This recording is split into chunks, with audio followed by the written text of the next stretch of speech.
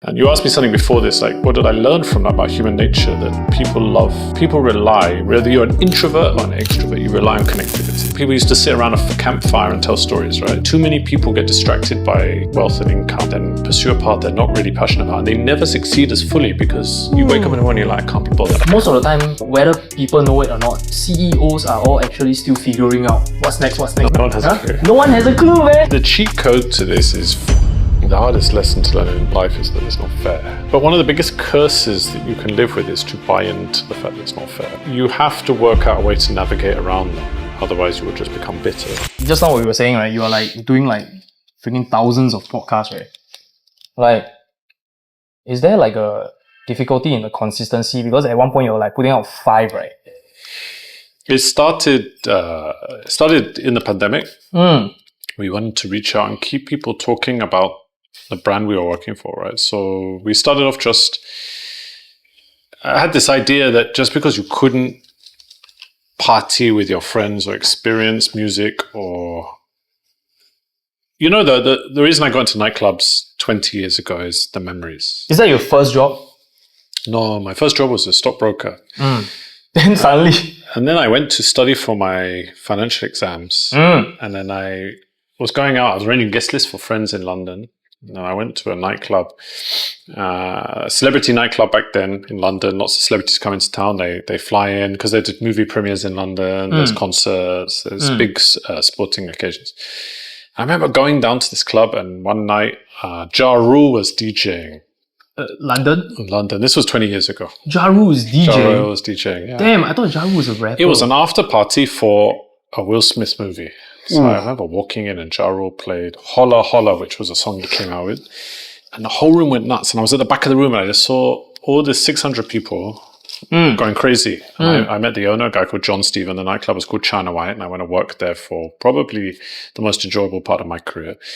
And he was like a mentor to me. And so after your financial brokerage thing? I was doing my exams. I took a break and I need to earn some cash. And I said to him, can I earn some money with you? He said, sure. Come into the office tomorrow and I'll give you some menial tasks to do. And then I never left. I remember going home to my father and saying, they've offered me a full-time job. I'm going to change career. And my dad said, I didn't put you through university to work for a nightclub. Are you mad? And I said, just come for one night, please. Just come for one night. And he walked in and he saw these guys with trays of champagne. Like, Dom Perignon. And he went, how much is the revenue tonight? And I was like, £100,000. He was like, what? And I said, I make a commission for whatever I bring in. And he said, give it 6 months, give it 6 months. And then that was 20 years ago. But I just remember talking to the owner and I said, there's something special here. Like there was goosebumps on my arm. 600 people jumping, right? Holla, holla, everyone going crazy.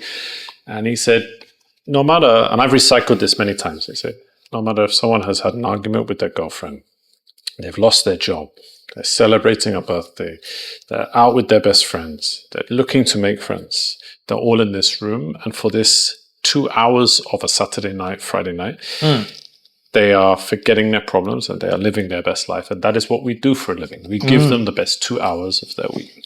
Wow, so poetic, huh? No, it's true though. Yeah. It's very true. And you think about all the times you've DJ for people and you've seen people going crazy, you see people singing along, you see people, you remember their first club experience, they queue up, they walk in, they stand in the bar, they buy beers together, the boys, they're high-fiving, and the girls go out group. And think how many people you know, okay? Take Zouk Singapore. How many people do you know that have met wives there or celebrated birthdays there? So many, man. Me as well. Exactly, right? Me also, right?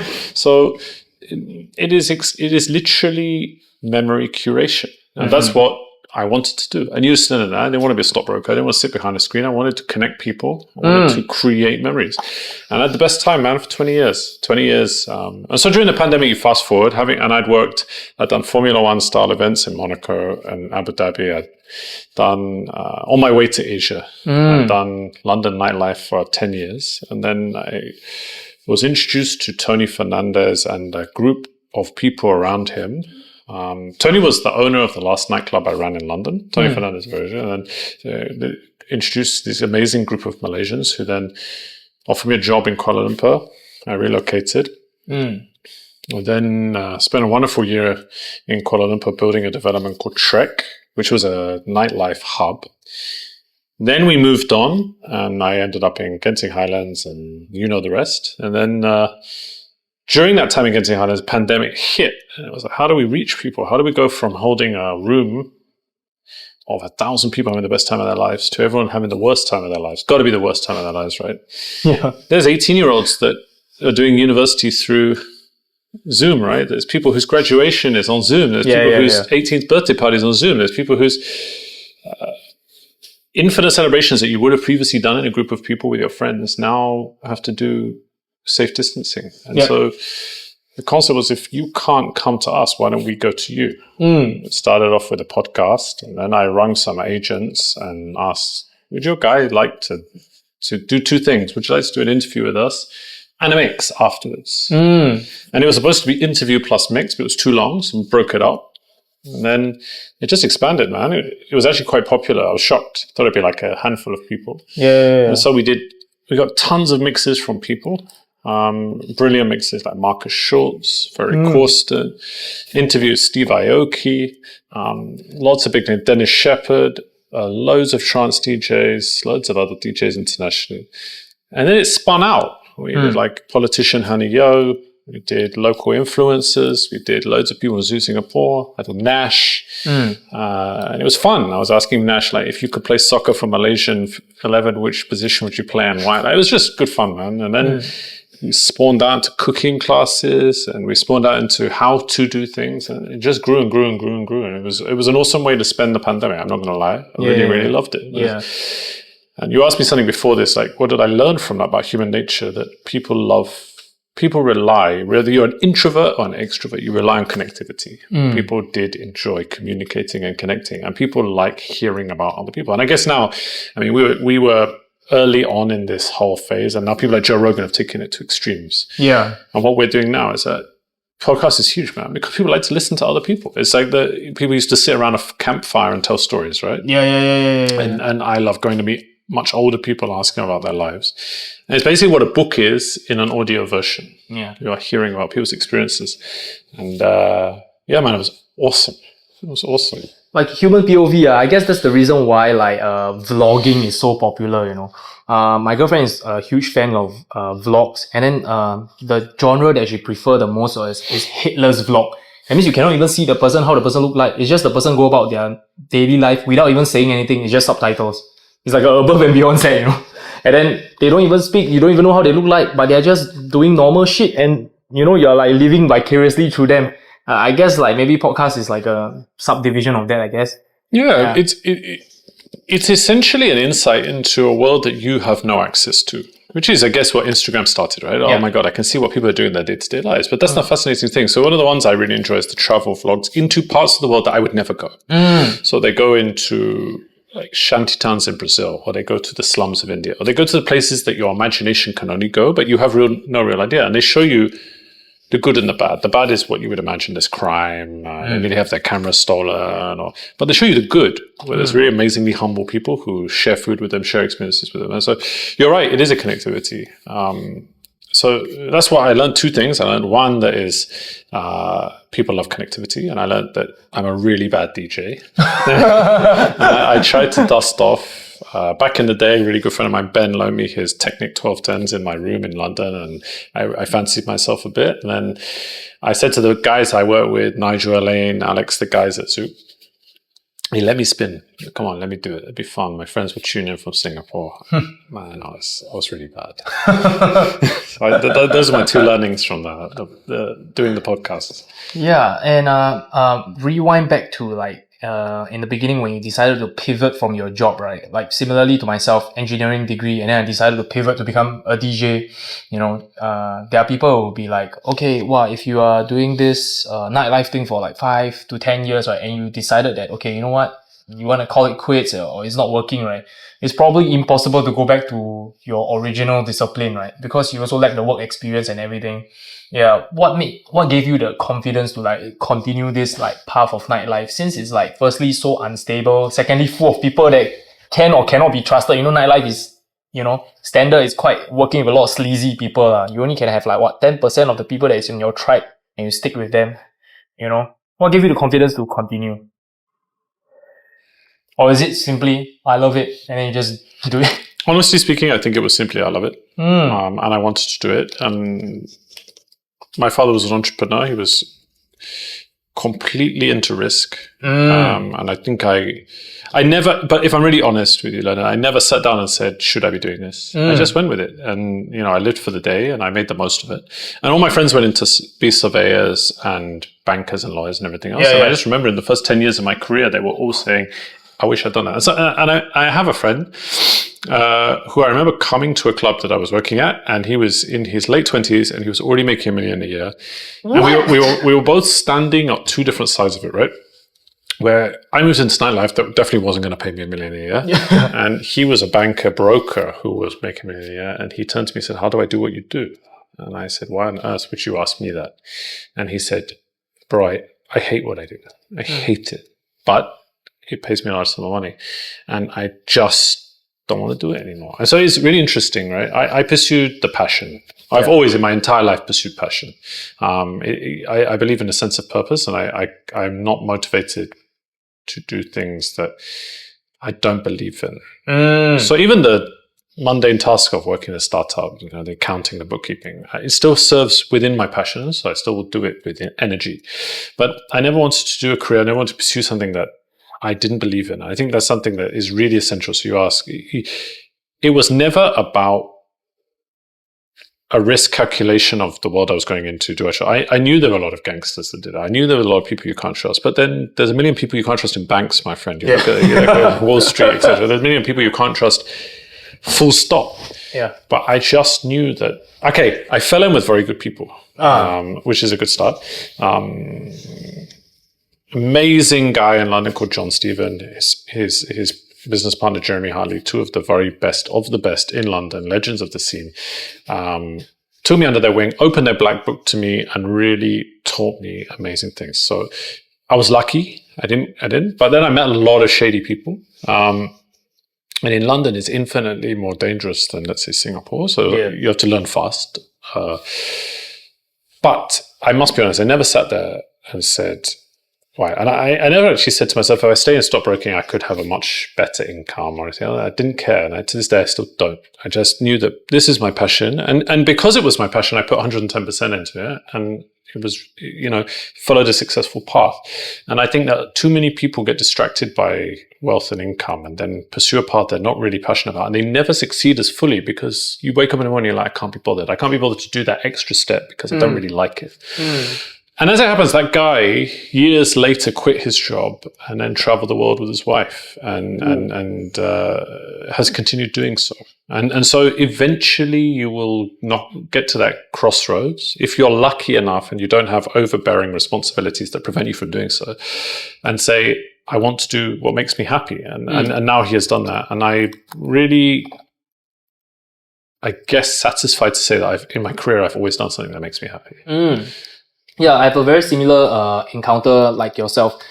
Right now, I think this year is DJing for 15 years already. By the 10-year mark, my engineering group chat is full of people working for Singapore Powers, DSD Stars. Like, yo, I ST Engineering. I hate my job, man. ST Logistics Zone, freaking hell. I hate my job, all trying to quit and all that kind of thing.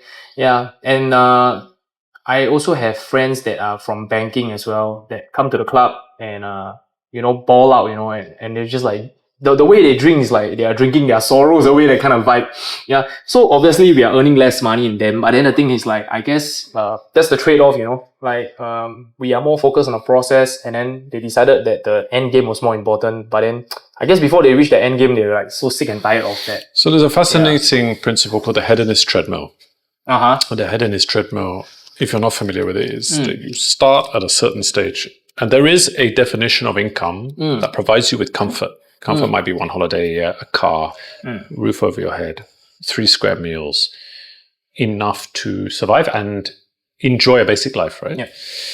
And then you earn a bit more, therefore your tastes increase. And by increasing what is your basic car to a more luxury model. Yeah.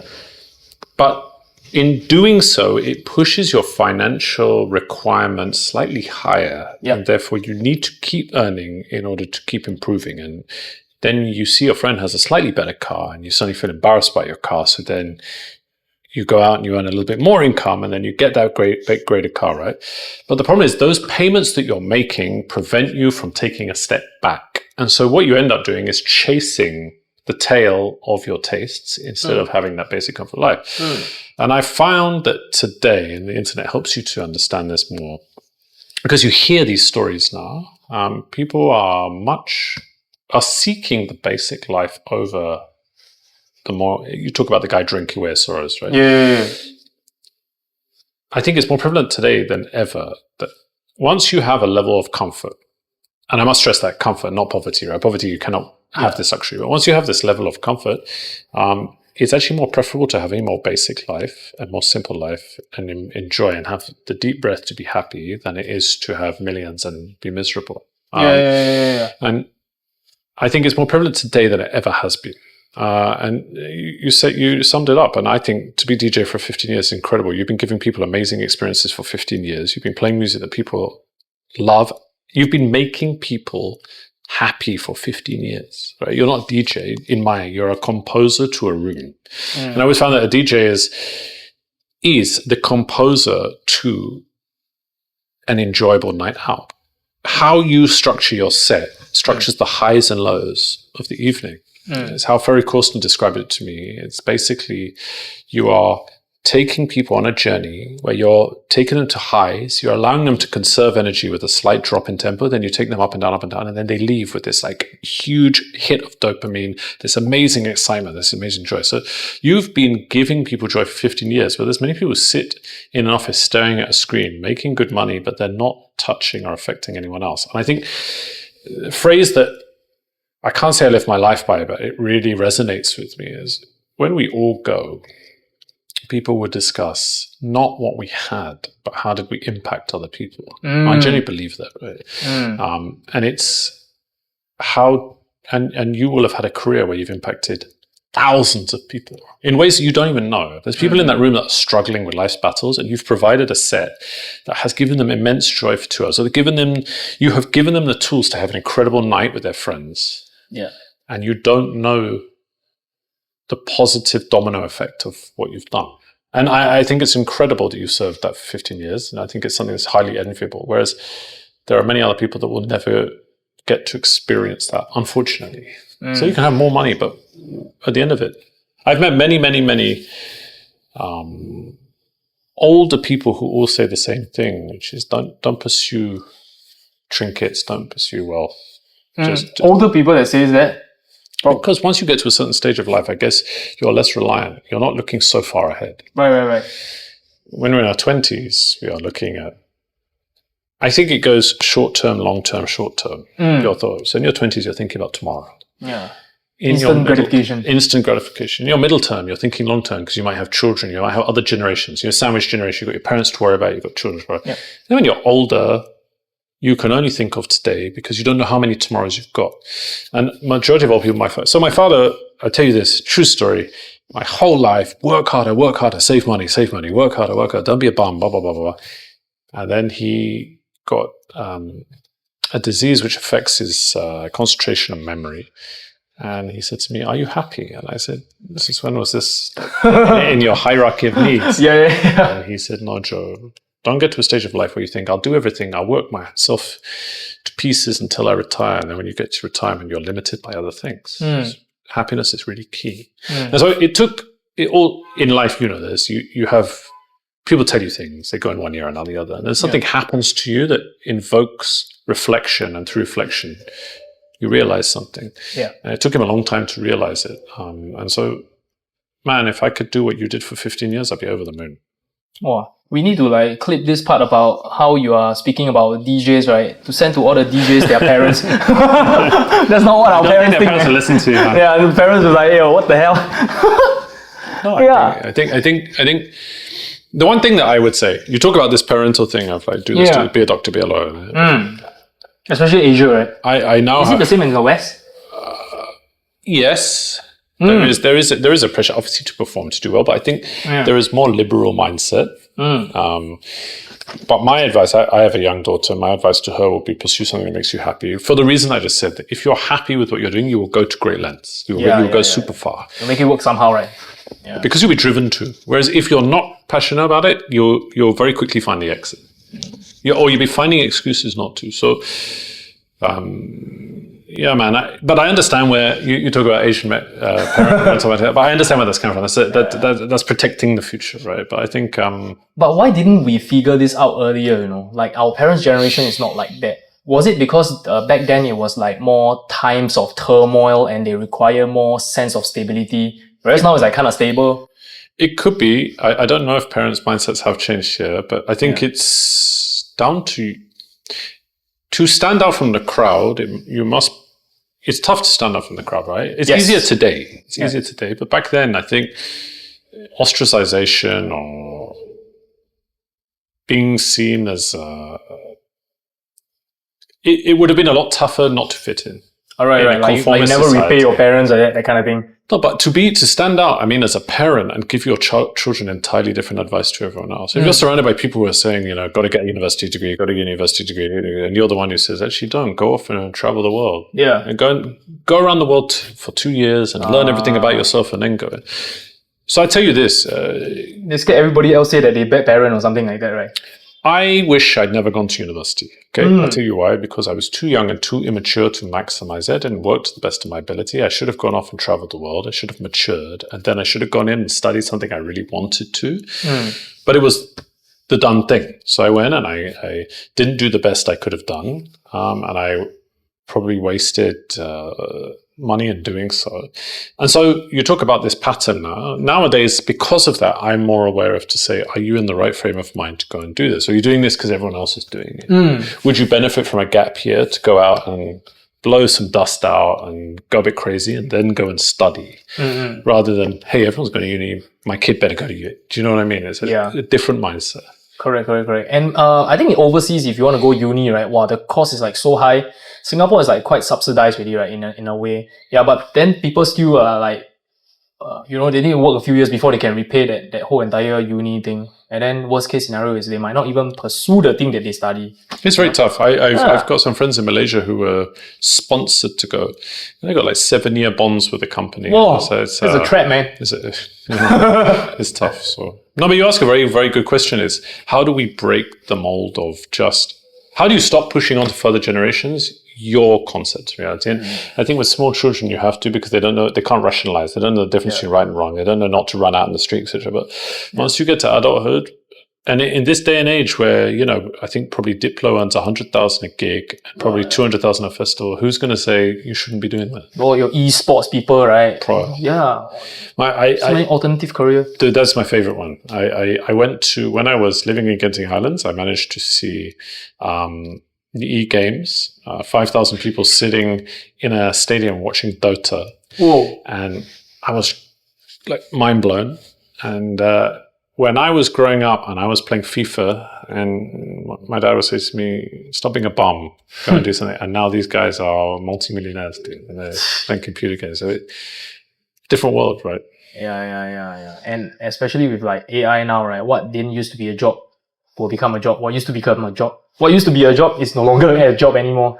Like I guess like the fact that like taking exams in university or writing an essay is like, I think probably going to be obsolete soon. Ever since you can AI the shit out of everything. It's amazing. When I started my career 20 years ago, copywriters were a big deal, and now it's impossible. Yeah. Why would you need one when you can get Grammarly just to rewrite your entire thing? I actually go to post on LinkedIn, and it frequently asks me, would you like us to rewrite it? And it is crazy. And I'm sure now majority of CVs, majority of cover letters are all AI written.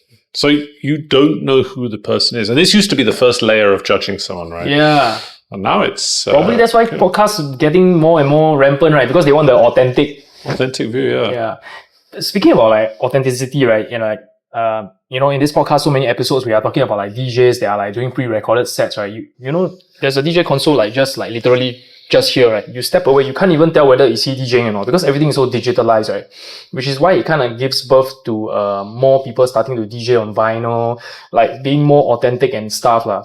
So one day I was with my friends and then we decided to go hang out on a Thursday. What the hell, right? With a bunch of DJ go and hang out on Thursdays, right? And then we just want to go to like maybe board game cafe. We thought it's going to be empty. Dude, on a Thursday it's like fully packed and they have wait lists and everything. And then we kind of like see the trend change, you know, like, oh, the world has existed on social media for so long. Now everybody just craves the real life connection. Yeah, it's so different. And I guess maybe COVID did something to us.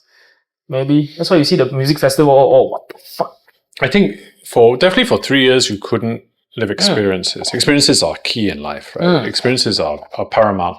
I remember going to see Swedish House Mafia at Brixton Academy. One had just dropped. Everyone I knew, like, heart exploded when one came out, the song. The single one. Whoa. Yeah. Well, I went with my best friends, great guys, and like, I still remember it this day, 20 years later, how I felt, how the arms were, the hair went up on my arms. Steve Angelo, Axwell, Ingrosso, and I was like, oh my God, that's crazy. And back then, no cameras, right? Just living in the moment. And it's all here still. So I think this is what you cannot get. Marcus Schultz once tells me how disappointing it is to see in the opening track, because he will have graphics that go perfectly with his opening song. And he says how disappointing it is to see everyone doing this. Because you will experience it secondhand yourself, even though you're there. To experience it firsthand, you have to view it. And then you're filming it to watch it later. It's like, it blows his mind that you cannot just watch it and say, oh my God, this is nuts. And I have to admit, that's one thing that I wouldn't change. I would definitely change, is the fact that people don't absorb experiences firsthand anymore. That's true. I mean, there's this guy called Anima. I don't know if you heard. It's like a new, I would say probably he DJed for a long time already, but he recently got very popular because he's famous for DJing minimal music, right? Melodic techno music. But then the graphics is like freaking crazy. And it's like Eric Prydz style. Yeah, but it's like more HD. And then they once did like a Eric Prydz back to back. So it's like two visuals fighting each other. Yeah. Wow. Yeah. So it's like, wow, like 3D, like everybody tripping balls. And then front row is just everybody camera on. Like you can see a sea of smartphones. It's a shame, bro. Yeah, but was it Deepak the other day? I was like talking to Deepak therapy room and it's like, but if they never film, how we know? We're not there. I said, yeah, that's true, man. No, but okay. So when I very first started working in clubs and I worked in China White, it used to be the day of the disposable camera, right? And they were banned. And John Leone used to say, because I want people to experience it themselves firsthand when they walk in the door. And it was Balinese themed. It was a beautiful place. He got all of the cushions. He had these miniature umbrellas from Bali. All the tables were like cushions with umbrellas and stuff. It was like beautiful. And to me, to this day, it's still, as I say, the greatest clubbing experience of my life. Boutique club, 300 plus people, small rooms, little pockets. And I remember hearing about it and queuing and not getting in the first couple of times and then walking in and I was like, I've made it. And you don't have that anymore. There's nothing you can tell me about that I can't find online. And I feel that there is a huge disadvantage to that. Yeah. Whereas first I went to Pasha Ibiza and I was outside and I was in the queue and then I walked in and I actually walked around all the rooms just to see what it was all about. And it was like nuts. First I went to Space in Ibiza and you're there at like 6 a.m. and the sun's come out and it's like, oh my God. You cannot tell me that living that experience of discovering something for the first time. Let me give you a equivalency. Can you imagine if Indiana Jones was like, yeah, I know where to go because this guy puts it. You got Google Maps. Google Maps, right? I found it. It'd be like a half an hour film. You'd be like, I found the Lost Ark. It's already here, bro. It's gone. It's like ridiculous. So I would swap that for everything. And I swap that for everything. Yeah, but okay, like then imagine you're a club owner like in like 2024, right? How do you like kind of like promote your club if you don't allow people to Insta story it. Probably it builds up the hype. Right? Yeah, you're right. It's too far gone. I mean, the world is different now, right? The world is different. And it would be like me saying, no, it's better if you call a taxi by phone. And I was saying, impossible. You got Grab. It's done. There's no way back. Yeah. And I think to resist technology is to lose out. It's like to resist AI is to lose out. You can sit there till the cows come home going, it's evil, it's the root of all evil. Whilst you're doing that, someone is accelerating a competitive business beyond belief. And that's just sadly the nature of the world. Yeah. I don't know if you know this club called Berkheim. Berkheim in Germany, right? I've never been, but I've also never been. And apparently the door policy is like super strict. So it's like, I think like what Lady Gaga or Britney Spears got rejected at the door. Many people. Yeah. So, and when you go in, you cannot use your camera. Till this day, obviously, there are certain people that do like, spy cam to see how it is inside. But for the most part, it's quite secretive what inside looks like. Yeah, and I think they still kind of manage to maintain this, the privacy of the guests, etc. There's something special about this, right? So there is a definition, and I learned this from someone who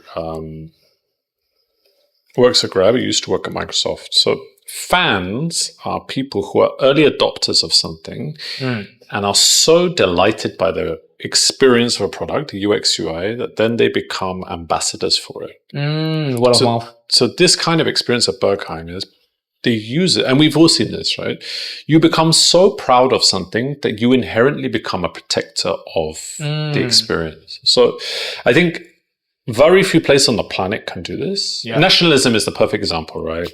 All of us, you're a Singaporean, I could be a Singaporean, we might not get on, but then on National Day, we'll stand next to each other and sing their national anthem. Or England football fans, I'm a Fulham fan, you're a Chelsea fan, we hate each other, but then when we go and watch England together, we put our arm around each other. There is a unified pride that links us together, right? So once a certain brand like Berkheim gets that, I'm sure that people inside who are just guests will self-police. They'll say, put your camera where you should be doing it. So to get to that level, I mean, they've been around for decades. It's an institution, right? There's very few institutions on this planet. Berkheim is one. Green Lantern is one. Fabric London was one. Oh, I heard Fabric. I never heard of Green Lantern, but Fabric, Pasha, Ibiza. So these places, Zouk, the brand, is an institution in itself. So you have people who are, Zouk Singapore is a rite of passage for people. I know so many people that generation after generation, you're introduced by your older brother, takes you to Zouk one day, and it's like everyone I know. When I first started working for Zouk, I got off at Changi Airport, I got in a taxi, and I told the guy I was going to Clarke Quay, and he joked to me, it was like 10 in the morning, I came in from KL, and he went, a bit early to go partying, right? And I was like, no, I'm going to work at Zouk. And he went, oh, I met my wife there. Oh, brilliant place, man. Best thing. Oh, I love this place, lah. I've been going since many years ago. And blah, blah, blah. But dude, this is a taxi driver telling me how much he loves it. So to get to that institutional level is amazing, right? Yeah. But I guess like every club owner's dream is to build an institution, but wow, it takes many years and a lot of trust. Okay, man. so I disagree with you on that. I don't really. You don't take many years. No, I don't believe Lincoln dreamt of building an institution. I think that's why it worked. I think Lincoln created something. He was passionate about music. He developed it with his friendship circle in mind, and they did by word of mouth, and it grew into an institution. I don't believe he had the intention to do so. So the core is still passion. He loves music, right? That's obvious to anyone that's ever met him. I tell you this, I swear to God, when I used to look after DJs in Genting for Zouk, and they would land, they would drive for 2 hours up to the mountain, and they would check in at the hotel, and I would meet them to get them their dinner with. So, number one question, every time. Not once, not twice, every time. Hey, how's Lincoln? Because he had nurtured the friendship between the electronic dance music scene. And so you hear stories of Carl Cox staying with him in Bali and other things, right? So from that love and passion would have grown into an institution. So I agree with everything you say, but I believe that he didn't intend on it being so. I think he did it because he loved it, and from that purity came what it is today. And I think it's a phenomenal achievement. And then obviously the guys who have taken over have grown it even further. So it's now a proper international institution. But it would have started from humble beginnings, and like anything would have started from humble beginnings. So it starts with the passion of one and the relationship he built with his inner circle, which developed the ambassador of the brand. His passion for it with like-minded individual becomes infectious, right? So they always joke that you walk into the room, and another thing John from China White told me was he wanted to show me how fun is infectious. He said, this is a true story, do this one day. When you're out with your friends on the Thursday night, promise me, do this. On a Thursday night. The next time you go out with your group of friends, you're out and about, go and high-five strangers. Okay. Seldom do people turn down a high-five. Yes. Go, hey bro, have a good night. Bang. Even in Singapore also. You're smiling, it's infectious, and it's fun. People navigate towards fun. People walk away from misery. So he told me this. He said if people are shy, they feel scared to approach people. Like you got people in sales the first time. I don't want to ask him. You got clipboard. I want to go and ask. Do you want to sign up for my newsletter? Whatever. High five, bang. It's an ultimate opening. And it's because people will welcome generally good vibes, right? And from that, as you say, it starts with a passion. And from that passion becomes enjoyment and happiness and joy, and that becomes infectious, and then it spreads. Because at the end of the day, all of us want to be happy, right? Yeah. And so, and essentially, my belief, a very well-run nightclub, bar, or restaurant, or hospitality experience comes from joy. It's like, how do you create and spread joy? That's what he did phenomenally well. You're basically an architect of joy. Tonight, when you go and spin, you're an architect of joy. Yeah, correct. We have to kind of view it at that angle. I guess far too many business is just trying to basically take people's money, like, hey, go the short-term KPI. But then the thing is, like, in the long term, the brand perspective is something that you cannot calculate one, It's like, how to say, you can get a bunch of people to put 5 stars on your shop, right? But then the thing is it actually 5 stars? Is the people themselves, they will tell their friends, that kind of thing. The old adage is if you have a good meal, you might tell 1 or 2 people, but if you have a bad meal, you'll tell 20. Yeah. So that's why it's very hard to develop positive sense, but you just got to be consistent. Like, I think the marking of real success is consistency. People who like certain things, if I ask, why do you go to a certain restaurant over and over and over and over again? It's because it's consistently good. Yeah. The ones that people waver with is you try once, you have a good time, then you the second time it's not so good. In this day and age, we don't have the patience for inconsistency. And just maintain a good quality constantly, and the rest will take care of itself. That's actually very true. There's a chicken rice shop that I like in Telok Blangah.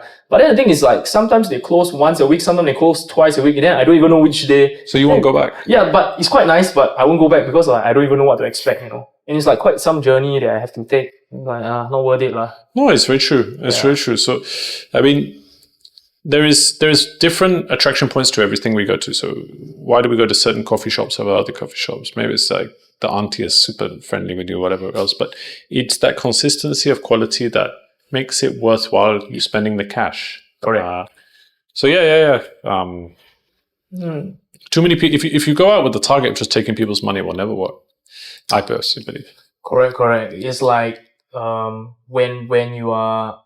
I realize this as I'm building this business, right? That when the money is coming in, it's like, wow, I'm damn shook, the feeling. And then you can kind of quantify what you're making, what you're not making. But then the thing is, like, what led to the money, what led to the business opportunities? A lot of unmeasurable stuff, invisible stuff, like people relation, luck, and all that kind of thing.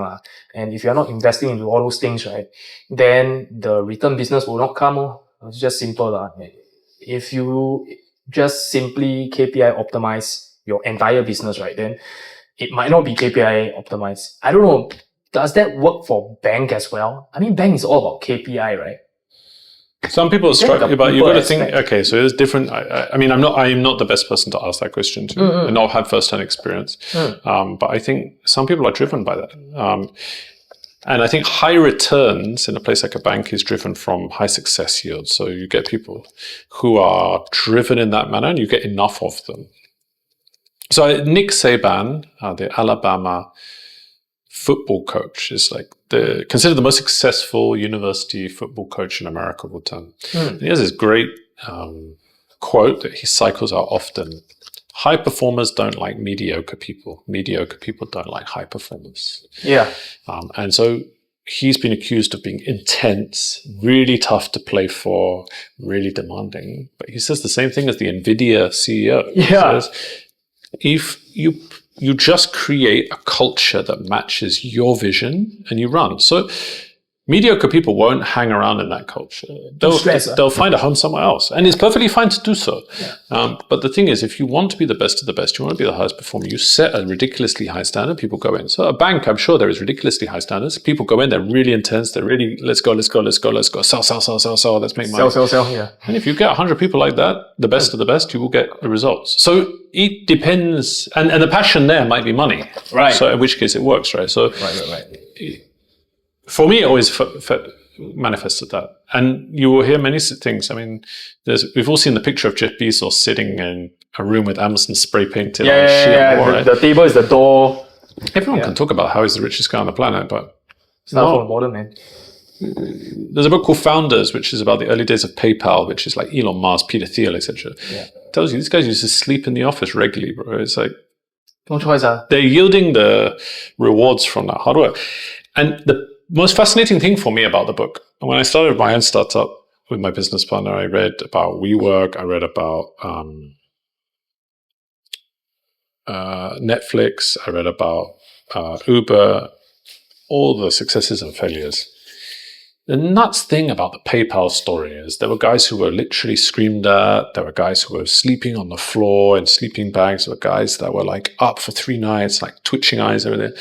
And they've gone on to do other things, and almost 100% of them said if they could, they would go back and relive it again, no matter how intense it was, because they were all united by the belief they were creating something unique, which at that point had never been done before, right? Yeah. And they loved it. They thrived off the energy, and no matter how tough it is. And I can tell you this firsthand from working from a startup or anything, and you must know this from Nightlife, and you must know this from your successful podcast. All of the hard moments, and even the moments at 4 a.m, you'll be going, am I doing the right thing? And everything else you've done. Every day, man. To get to where you are, you're like, it was all character building to get me to this. And if it was easy, bro, anyone would do it. It wouldn't be rewarding. Yeah. Go out, get scratch cards, win $1 million, great. But to build something with your own hands, to sweat blood and tears into it. Corinne, who you heard on the podcast recently, someone I love dearly. She's amazing. She's super, super energetic. She's super driven. She's super connected. She's super likable. Started her own events company. She's building blocks from scratch.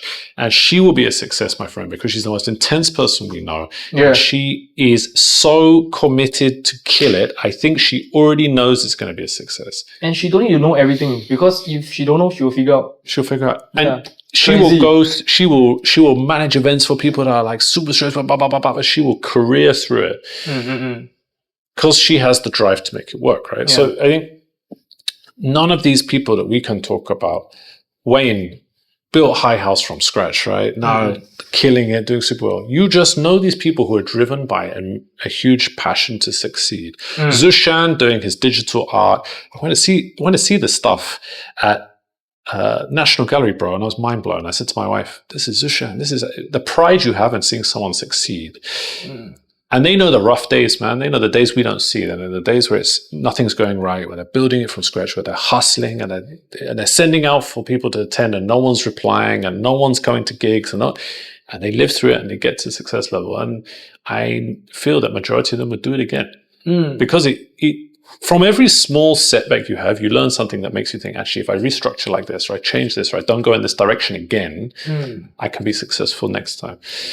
It was all super easy, dude. No joy in it. And there'll be like 50 other people copying you tomorrow. Yeah. But I guess as a founder, you probably have that kind of like, oh shit. So now I've done step A, B, C, what's next? Because most of the time, whether people know it or not, CEOs are all actually still figuring out What's next? No one has a clue, bro. No one has a clue. No one has a clue, man.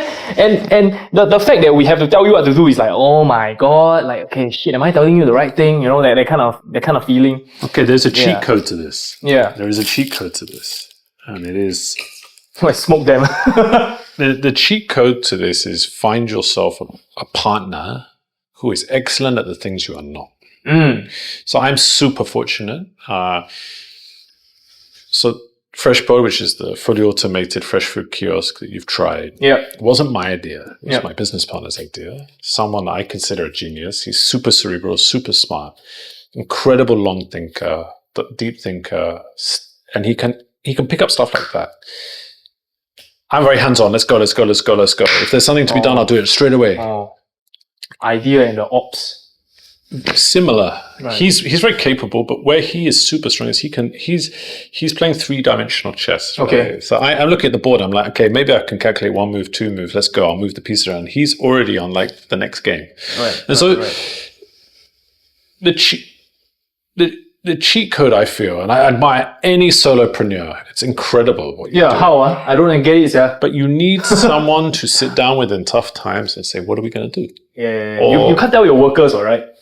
You can't tell, but that's where I think professional coaches is now a new thing, where professional coaches is for these people to come and soundboard, because you also may not want to tell your employers. That's right.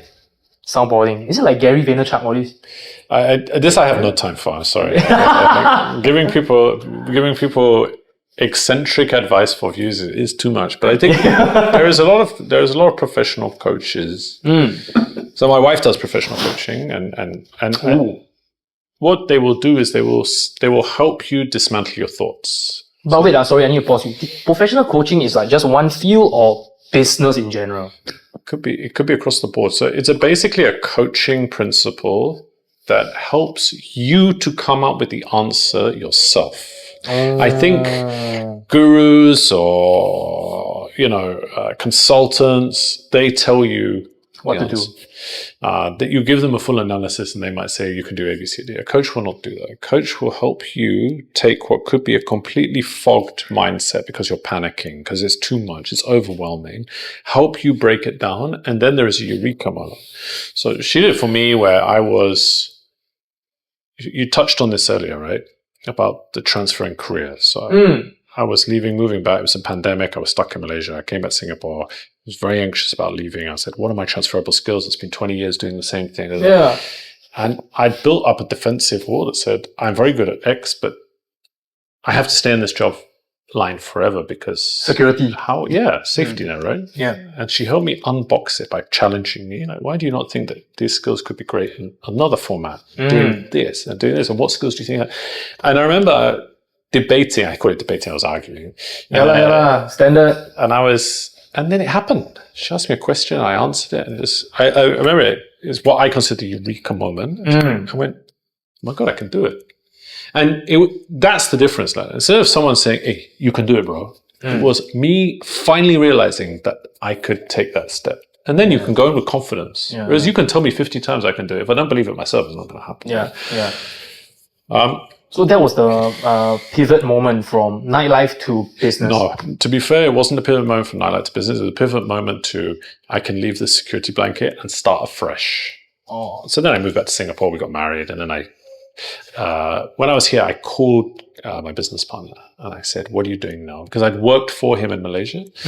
Really smart guy, and I really enjoyed my time working for him. He'd been very different to anyone I worked before. He'd given me books to read when I was when I'd made mistakes. He gave me Principles by Ray Dalio. He helped me to educate myself. Yeah. And I rang him and I said, what are you doing now? And he said, come and see me. He was doing in Singapore and he had a whiteboard and he had some ideas, and one of them was fully automated restaurant. And he'd already mapped it out. He'd seen that the price of labor was going to go up. It was already rising. Yes. We knew he was an owner-operator of F&B, and he knew that the margins were wafer thin. You've got 25% of your cost of goods generally. If you say labor's 30% and rental's 30%, you're already getting very close to 90%. You're like 85% cost of goods, right? 85% costs and then marketing costs, branding costs, everything else, ancillary costs, capex, blah blah blah. And then before you know it, your business margin is wafer thin. Yeah, like all F&B, right? Yeah. So if your labor starts spiking, your margin is just disappearing. And so many people are going bust. Coming out of the pandemic, rentals went up. Yeah. So then you're being attacked from both fronts. You've got people who are doing menial tasks. They're not professional culinary experts, but they're just wrapping burritos or they're scooping into bowls. And they're saying, I want to earn X, Y, Z. And previously, they didn't have the option of being a Grab driver and saying, I'll pick my hours today, or being a programmer, or going and getting a skills future and learning how to build a website and then doing that for a living and saying, actually, tomorrow I can work from home because I'm my own boss all of a sudden. Yeah. And previously, pre-pandemic, there was an influx of foreign labor that now doesn't exist. And so he saw this. He said, look, the only way for a lot of the F&B to survive is to automate. Which is very challenging. If your margin's already wafer thin, how do you reinvest into automation? Yeah. So we were doing it differently. We were investing in the automation from scratch. And it was a 3-year labor of love. And wait, when you say investing in automation from scratch, meaning you build your own pattern? No, so basically we started an automation company. Whereas the challenge for a lot of other F&B companies, it's not a food company. They're already running a restaurant, and then where do you find the money to invest into automating a system? You're struggling to survive as it is. It costs money, right? So we sat down and developed a concept, and then we went out to the market and said, would you utilize this? We spoke to restaurateurs, we spoke to hoteliers, we spoke to mall owners, we spoke to office blocks, and they all said a unified yes. Wow. And we hired some engineers and developed a concept, raised some funds, and then 3 years later, we have our fully automated fresh food kiosk. It's fully refrigerated between 1 and 5 degrees, because that way that bacteria cannot duplicate. So yes. Danger zone is between 5 and 60 degrees. So if you leave food out past an hour in room temperature, bacteria starts to multiply. 5 to 60 is a danger zone. And no wonder, right? I saw your LinkedIn, right? You are like Hit Refresh Private Limited first. And then I'm like, okay, robotics company, but how is this like, something, are you going to like build AI robots or whatever? So we developed the technology ourselves, and then freshpod is the F&B arm that takes it to market. So the very first machine is in Science Park. And you can put 20 individual ingredients inside, and then you order through a point of sale system, and the bowl moves around and collects the individual ingredients. You've tried it yourself. Yeah. And then, the other thing that we can do, because we don't have the on-the-ground labor costs, is we can reinvest that money into the price of the food to bring it down for the consumer. So we have a higher cost of goods because we swallow the cost so that the consumer doesn't have to. Yeah. If you go to a regular restaurant, depending on where they are, you might be paying $20+ per dish because you're actually paying a portion of their rental. You're paying for the staff that are doing it. You're paying for the full package, right? You're not paying for the raw goods. So with us, we swallow a lot of it. So what might cost $20 odd, $22 in the CBD, we can develop for $10, $12. Damn. Retail. And it's not, we don't see ourselves as direct competition to anyone else. We are just trying to create a service for landlords, such as where we are now, where you can put in a kiosk that's like 2 meter by 2 meter in a lobby, and it can basically cater for everyone in that building, versus if you wanted to put a restaurant into a building, you'd have to smash through a wall, you'd have to put in exhaust pipes, you'd have to build a kitchen, you know what I mean? So we are basically distributed dining. We're the equivalency of putting a small restaurant into every building, but it's just we just need 2 meter, 2 meter and a plug socket. So I love it. It's like you are trying to sell your product, which is robotics and automation. But then the thing is, like, you demonstrate it by setting up your own successful restaurant. And then when other people, like, I don't know, like daily cuts or whatever, then they see that, hey, actually I can earn much more by, developing like robotics, then they buy from you guys, something like that. We're not, at this current moment, we're not designing for other people, but I mean, we would love to create solutions that keep people in business. So it's not even the fact of, can I make more money? It's a case, and we've been very open about this. Our dream is that we can create solutions for people who need it the most. So you look at hawker center, right?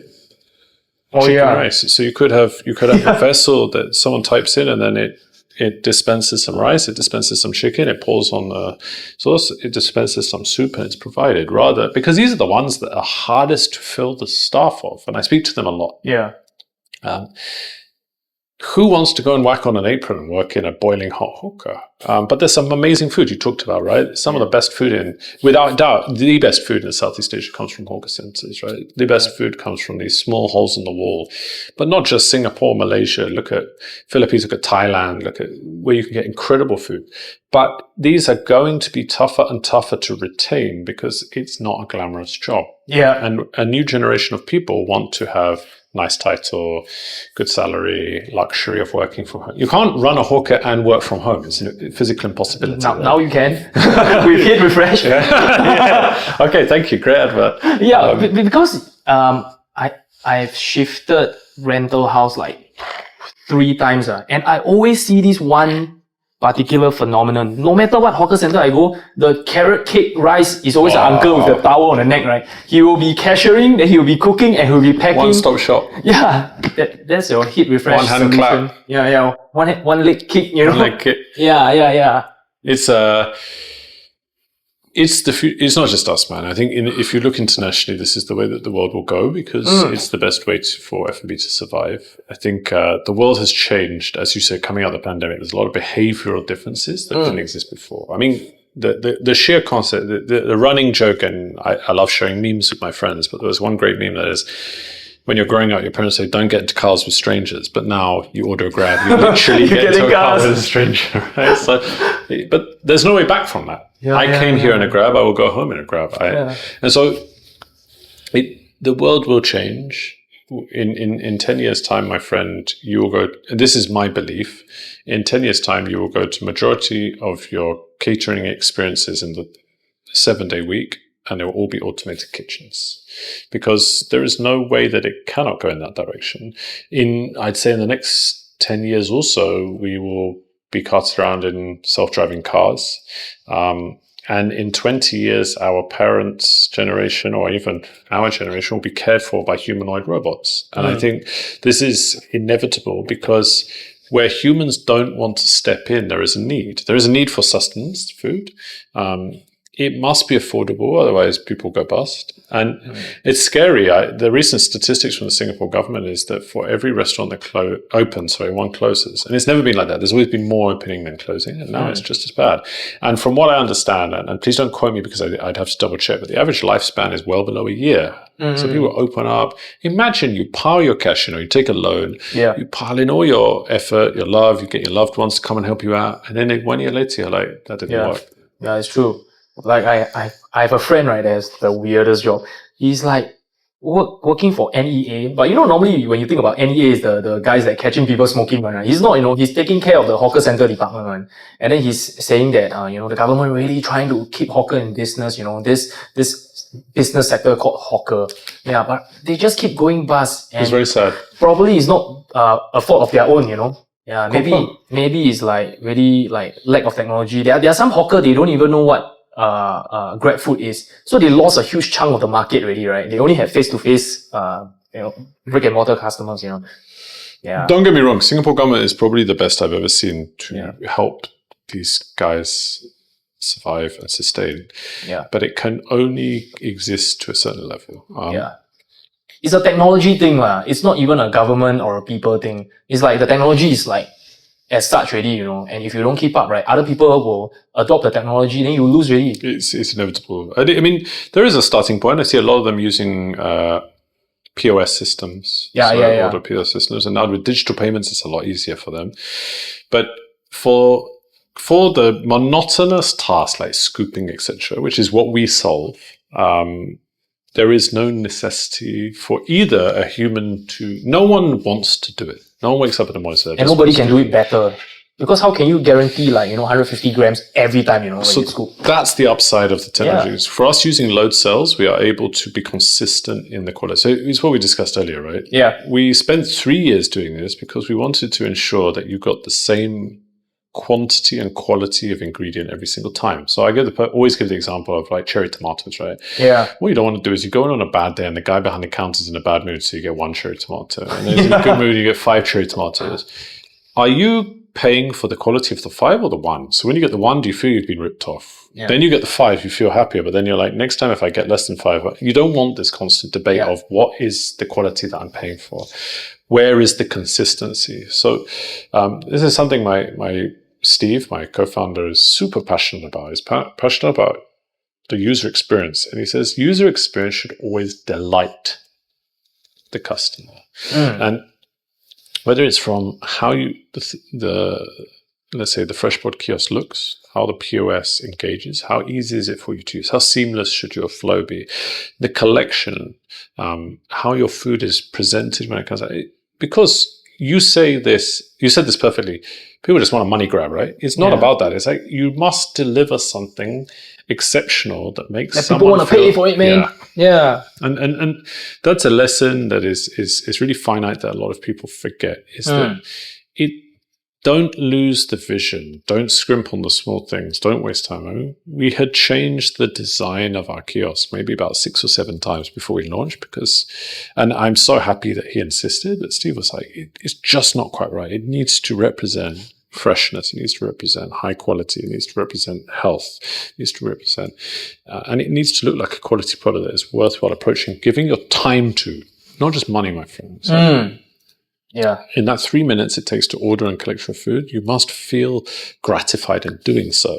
And that's a lost art in worrying entirely. And some of the biggest brands in the world do it really well. I feel that the Grab app is excellent for UX UI, and I feel that adding the map, seeing where your driver is, gives you the reassurance he's actually on the way. I remember in London, man, I used to get off my parents' home station at 1 a.m, and then I'd be standing at the taxi rank, and I'd be like, boss man, can you get me a taxi? And he'd be like, yeah, sure. And then he'd go, I need a pickup to go over to Kingston. Yeah, I'm on my way. And I'm standing, I'm like, hey, boss man, it's 1 o'clock. Where is he? He'd be like, he'll be here in a minute. And he was in it. Is he coming? You know what I mean? But now, because of Grab, I look at the map and I can see exactly where it is. So people forget that the end user is super, super valuable. And then go back to the beginning conversation you and I had. In this 1 hour, 2 hour set tonight, you are delivering pure user experience. And you can package that even if your parents don't like it and take it out there. But you are the ultimate UX UI provider. Yeah. Because I'm paying my money at the door, I come in, I've bought my drink, and you are taking me on a ride for 2 hours. I think especially, probably as someone like me, like an outsider, right, what like kind of like sort of like gave me the brand trust was like the colors, right, that you all chose, right, the brand colors is really like that kind of like active lifestyle nutrition, that kind of angle. And it looks fun. And then the what blew me away, right, was when I don't even know how you're supposed to deliver the food, but the door is like a dome, like some Optimus Prime thing going on. I'm like, what? Yeah. Yeah, I still remember the first time when I saw it, I was like, what the heck? Yeah. But like, okay, so when the food comes out, it comes out cold. And the kind of like dishes you're curate as of now, right, is very suited to the cold temperature, cold dish kind of stuff. But like, what are do you all think that eventually you all will get into hot food? For sure. It takes time. Honestly, Leonard, it's cold easier, right? There's always a hygiene consideration. Yes. Hot food is a lot more challenging, but it's definitely something we would love to do. I think one of the drivers for my business partner is he has some favorite hawkers from around the world, and he sees them dying out, and he would love to be able to replicate if he could. But it's a one step at a time thing. I think we're going to scale. We have a list of about 30, 40 locations for freshpod, and we will focus on that. The other thing is you don't want a mouth bigger than your stomach. So we want to roll out freshpod successfully and maintain the quality before you start getting distracted with multiple other things. Some of our partners are very passionate about fruit juice. So I think if we focus on the healthy market, which is where we have a passion for, I mean, we both care about it. We both want to bring the price of health food down. I'm like a fitness fanatic, so it fits into lifestyle for a lot of people as well. And so I think we will focus on that. And then obviously, once we feel that we're at a level that we have sustained the quality, we can focus on other things. And hot food is a must. There's a few companies around the world doing this. There's an automated pizza machine in Italy. There's automated pasta machine. There's a ramen machine in Japan. And so, there's a lot of incentive to do so.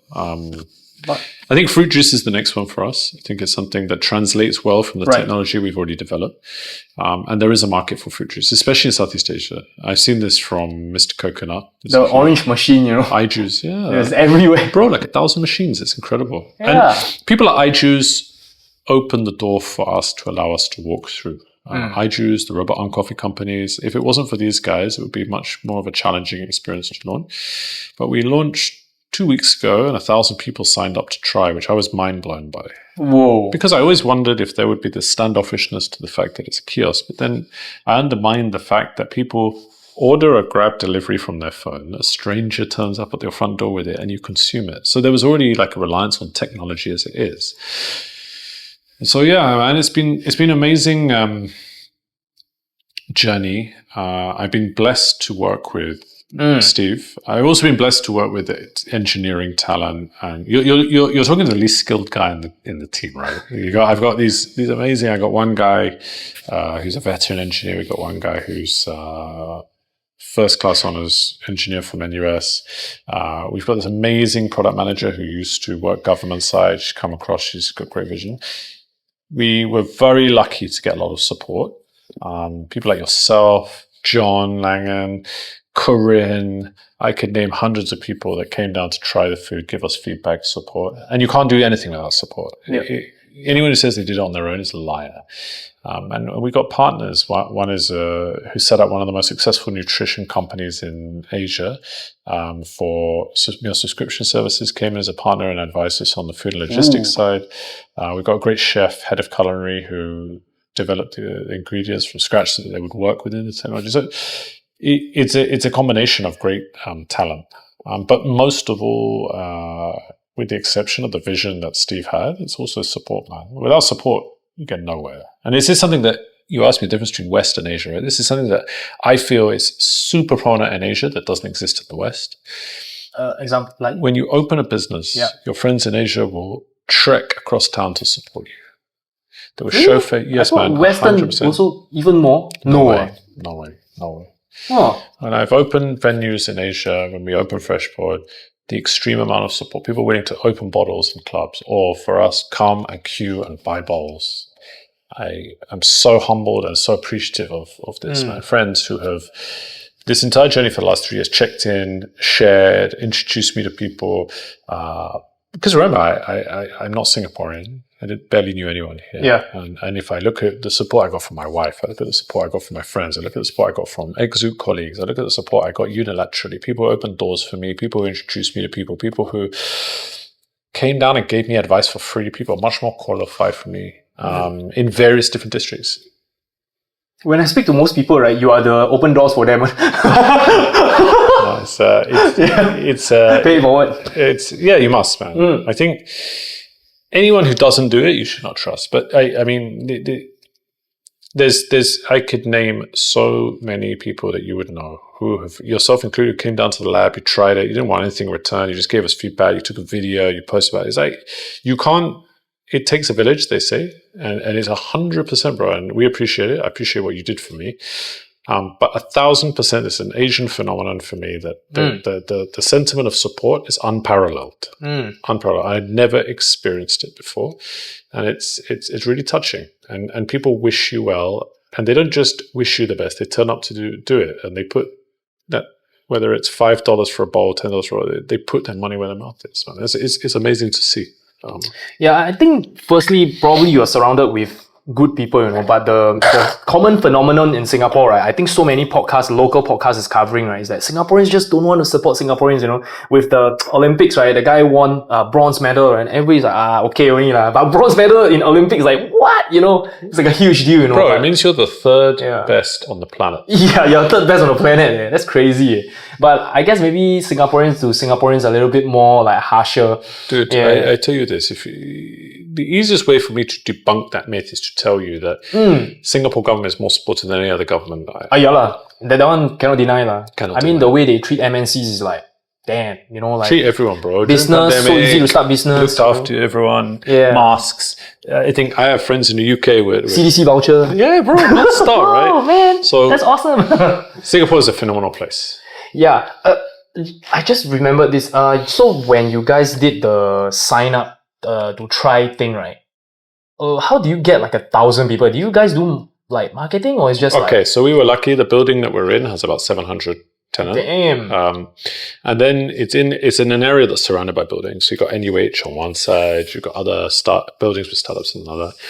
And we didn't go all out because we didn't want to overwhelm ourselves, which we actually did in the first day. So the first day, like 70 people turned up, and I was like, oh my God. And then I had to go down and say, look, so they queue up at the machine, 70 people. Queue up, and I had to go down and say, listen, guys, it's about 3 minutes per dispense time for this first machine, but we're working to get it down to 90 seconds for version 2. So that's like 210 minutes. That's you might be here for a long time. And so people then came back, and then we broke it down. I said, why don't you come back on Tuesday? Why don't you come back on Wednesday, Thursday, Friday? And then people, we actually took something I learned from my back in the days, where we just tried to prioritize different people at different time periods. And now it's leveled itself out where, we're getting like 50, 60 people a day come. And we're operating at a lunchtime period, and we will then go 24 hours eventually. But whilst we're getting this machine out there, and people are super enthusiastic to try. And that's something that I'm fascinated by for all age groups, because I thought we would have a central point, which would be sort of like 20 to 30 odd year olds who would be very comfortable. And then above that would come more skeptical and cynical. And it's not been the case. I got aunties that come up as a collective and try. And they get just as excited about the door as you do, man. They're all there, like taking a video, looking at it. So figure out which button to press. So actually, they're a lot more... they're a lot more advanced in tech than I would have. Yeah, man. But so basically the secret to getting 1,000 is because your office is like kind of like located in this like tech park, industrial, and then there's I guess like startups all around, and also NUH, and then they also support startup kind of thing. We will always be seen in office buildings. So we will never be in malls. There's no advantage to mall operators in having us. Whereas there's a huge advantage in office buildings where they've either lost F&B or they need sustenance for their tenants, right? And so... But why malls don't have benefit? I thought can like help them cut costs or something. In the future, but potentially. But I think at the moment there is an overwhelming requirement for office buildings because they lost a lot of operators during the pandemic. And then coming out of the pandemic, if let's say an office has 600 employees, right? And let's say they give them 2 days hybrid. An operator has to be there and build a restaurant and staff their outlet that needs minimum 2 or 3 staff. How do you run the economies of scale when someone doesn't have to come to the office twice a week? So previously what had worked extremely well, so put yourself outside of the CBD, which is still a massive hub, right? If you're looking outside, you're looking at Clementi area, you're looking at Science Park, you're looking at other areas. You've probably got an office that's busy Tuesday, Wednesday, Thursday. And then Friday, maybe half day, or Monday might be half day, or Friday might be just pure work from home. So previous operators were standing there going, I can't survive off 3 days a week because there's no Saturday, Sunday trade for me because just office workers. But I need to buy the stock just in case, and I need to have the staff just in case. And I might be doing 1/10 of the orders on Friday that I was doing pre-pandemic. So a lot of people just shut up shop and said, I can't do this. And so that's where we come in, because we can just be there. We restock daily. And eventually, because we've designed our own software that updates us in real time, we will be able to understand by looking at an algorithm, how to stock the machine so we don't have wastage. So if we notice that it's extremely quiet on Fridays, we can stock considerably less based on the use. And we only top up as and when we need to, based versus using historical and go, well, last March we did really well, so let me dump in a bunch of stock. Oh no, it's super quiet, I'm going to have to chuck it in the bin. Wow. So we wanted to tackle the wastage issue. Wastage is a big problem in Singapore. In the F&B industry in general. In the F&B industry in general. And what we wanted to set up a software that could help us track in real time how we were performing so that we wouldn't. And I give a perfect example. We had a meeting on Thursday afternoon where we looked at the last 2 weeks of trade and then managed to cut down stock on a certain level on Fridays because we know that it's a hybrid day. Whereas previously in restaurants, you would have run it for 3 months and you said, let's see how it is. And then you would have ended up throwing away. Yeah. Especially if you don't trade on Saturday, Sunday, especially if your stock is perishable, what are you going to do? Yeah. So yeah, a long way to go. A lot we hope to achieve, but it's been a great starting point. It's been an amazing 3 years. A lot of staring at the ceiling at 4 a.m, asking, what are we going to do next? A lot of question mark. A lot of failure, dude. You will know this firsthand. You're an actually qualified engineer. Engineering is all about failure. Trial and error, iteration. Trial and error, iteration. Perfectly put, man. And it's like you just need to keep trying. And okay, another thing is about the funding. Do you all like kind of request government funding or something? No, haven't taken a grant. Haven't taken any grant. So myself and my co-founder are PRs, and we weren't when we started. And we went out and we raised money privately first. And I think we wanted to get to the level of proving ourselves first. And we do speak to a lot of government agencies. We do ESG, for instance, but we really were conscious. This is our personal decision. A lot of people do it another way. There's nothing wrong with it, but we wanted to prove that we had a product first before we went out and took grant money. We're also very conscious that a lot of people take money and then just spunk it at the wall and disappear. That's not us. It's not what we wanted to be engaged in. We wanted to earn the trust of the government because we want to be around for decades, man. That's the goal. My business partner and his wife live in Singapore. My wife's Singaporean, and this is home, very much home. And so we would love to have a long-standing, great relationship and not be one of those guys that, presumably doesn't care if the grant money works or doesn't work. So we didn't take any grant money, although Singapore, again, is phenomenally supportive of its grant money. It was just a conscious decision we made at the beginning that we would prefer to prove ourselves. Had it not worked out, we wouldn't have had the guilt, and we could have maybe tried something else and then approached them. We wouldn't want to have been like, oh, these are those guys that took money. And it was just a conscious decision. Do you have like a point where because this 3 years full of ups and downs, right? But let's just say it didn't work out, right? Do you have like a cutoff date for when to give up and move on to the next thing? I don't, because I never believed there would be. I believe wholeheartedly in the concept that Steve had in mind. And there is not one point that I haven't thought it would fail. Not because we were so sure that we were that good, but it's because I knew that this was a product that automation for F&B is something that the industry needed. Can serve the people. I wasn't trying to create an alternative protein with the hope that people would eat it, a much more challenging proposition, or an electric car with the hope that people would care about the environment enough. I was looking at an industry that I've worked in for 20 years that I love, watching great operators get decimated post-pandemic or during the pandemic, and I realized that this is, whether I do it or someone else does it, it's something that has to happen. And so I have never, ever once doubted it. This is also because I've never once doubted, the person that I work alongside. And that self-belief has pushed us through. I really believe we're doing something that's worthwhile. And I think, Leonard, you have to go in believing that. Regardless of what you're doing, you must believe. If you believe there is a cutoff date, you already have an element of self-doubt. And I think in entrepreneurship or starting a business or starting any project is damn tough. It's really rough. And I mean, if I bent my head forward, you see the bald patch at the back of my head. I did that years ago. But dude, don't worry, man. My bald patch is at the side. Every podcast, people can see my bald patch. and I think it's damn tough. We have not made a success yet. Let me stress that, right? We've launched a machine. We now need to mass produce. To go. And you got an MVP. I really don't believe there is ever a level where you can consider yourself a success, because I feel that you're missing the point. I feel that there will be challenges right, left, and center. But I never, ever once, and to steal someone that I highly admire, and I went to see him speak in Kuala Lumpur, Arnold Schwarzenegger says, there is no plan B. There's no what? Plan B. There is no plan B. And I have always believed that. If you feel wholeheartedly enough, as I did when I went from stockbroking into nightlife, as I did when I moved to Malaysia, as I did when I came back here, there isn't. I'm really sold on what we're doing. It's like a great sense of purpose, and I really love going in and seeing the guys every day, and I feel that we're doing the right thing. If I didn't believe that, then I wouldn't be doing it. So the only other answer I can give you is, if for whatever reason it didn't work out, I would just bounce back and try something else. Because this last 3 years has been infinitely harder than working for someone, but it's been infinitely more rewarding. And just bounce back and try again. But no, I've never, there is no cutoff date in my head.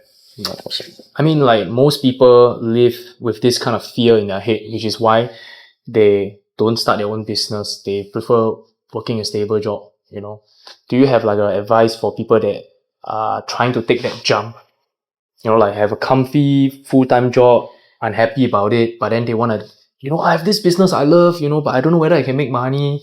How would you like kind of like different scenarios? If you have a comfy full-time job and you want to try it, go and try it, because if you're good enough to have a comfy good-time job and it doesn't work out, you can go back.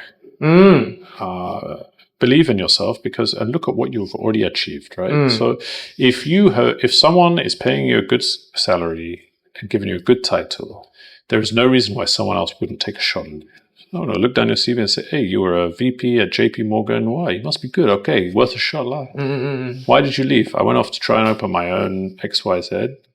Sadly, the market didn't appreciate it. Okay, but I would admire that. I'd also say he must have been good enough for JP Morgan to give him a VP position. Okay, why not? So I would say, look at what you've done to date. Self-doubt is natural, my friend. You get it when you're jumping off a diving board, jumping into a swimming pool, my friend. But you know you're not going to die if you jump off. It's scary. And then once you've done it, you get this huge thrill and burst of energy. Let's go again. I would say if there is very seldom, unless you are really relying on that income and you're supporting multiple people and you're a big reliance, there's seldom a disadvantage to trying. Set yourself up, have enough savings in the bank, know where you're at. But self-belief is paramount, and I meet some brilliant people that are brilliant, much smarter than me, much more brilliant than me, who are riddled with self-doubt, and I think it's a curse. It doesn't mean that I think I'm brilliant at what I do. It's just that I don't see the disadvantage of lunging forward. But I can only say that because my wife pushed me to do it. So a support network is key. Having someone who believes in you, which I had, and I wouldn't, many things I wouldn't have felt comfortable with if I didn't have someone who was pushing me.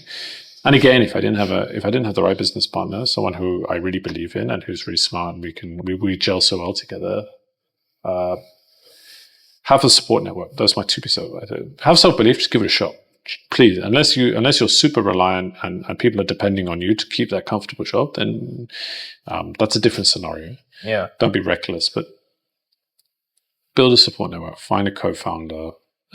Ask your loved ones if they believe in you and they push you, and they will support you through the rough times. The last thing you want is someone to go, "I told you not to do this." You know what I mean? So many times, but if you've got that, my friend, you can try. Everyone can try anything. I mean. And number one, which has never bothered me, cast aside any opinion that is dismissive of your big idea. Wash yourself of that, my friend. You know, I have the Corinnes of this world who are like cheerleaders, right? And you do, and you got people around us, and there's a phenomenal DJ network, right? You've got great people inside your network, and you say surrounded by the right people. If you have that around you, you can achieve anything. And in this country, I believe, contradictory to what you said, I think in Singapore, there's enough people that will put their hand on your shoulder and help you go forward. So if you have a strong support network where you have the right people to bolster you through the tough times, who stop you from questioning yourself, you can afford to have the self-belief to give it a shot. I love to run. It's like I took it up during the pandemic. I do it every day now. And I constantly describe startup life exactly the same as a marathon. So you start off the first couple of kilometers and you're like, this is awesome. And your adrenaline gets you going. It's the same when you start the business. You're like, this is going to be amazing. I'm excited. Let's go. And then you get to like your 5K mark and it becomes normalcy, right? You're like, okay, setting into a regular pattern now. This is pretty normal. And then you get to your halfway mark and you're thinking, oh shit, I've got a long way to go, which is the same as business where you're like, where does it ever end? And the truth is it never ends. Because if you keep it going, it lasts. If you don't, then you're constantly fighting to do it. And then the second half of the marathon, man, you're asking yourself, why the hell did I do this? This is horrible. My legs hurt. My legs are tired. I still got to go. I don't know. But the essential part is not giving up. Because the self-satisfaction of running that last kilometer and then picking up the medal. And I guarantee you, every single person that's in the last quarter of the marathon will tell you they're hating what they're doing. You have to be psychotic to enjoy the last quarter. Your legs are killing you, you've got blisters, you're right. But the minute they cross the line and they are so happy that they saw it through and they put on the medal, they'll say, let's sign up for another one. And that's exactly the same phenomenon, because you will go through the miles and then you will have super bad days, which is your blisters or your swollen legs, and you will have days where it's all gone wrong. And I remember we built a dispenser 3 years ago, and I was sitting with a close friend who's an engineer, and a cherry tomato exploded, and I went home to my wife and I went, nothing's working.